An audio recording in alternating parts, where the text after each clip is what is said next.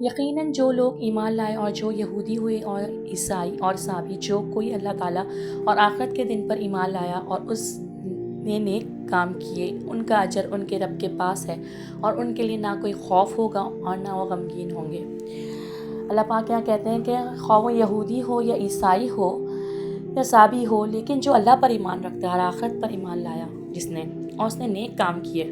تو ان کا اجر ان کے رب کے پاس ہے۔ یعنی وہ بنی اسرائیل یعنی موسیٰ علیہ السلام کی قوم سے ہو یا عیسیٰ علیہ السلام کی قوم سے ہو،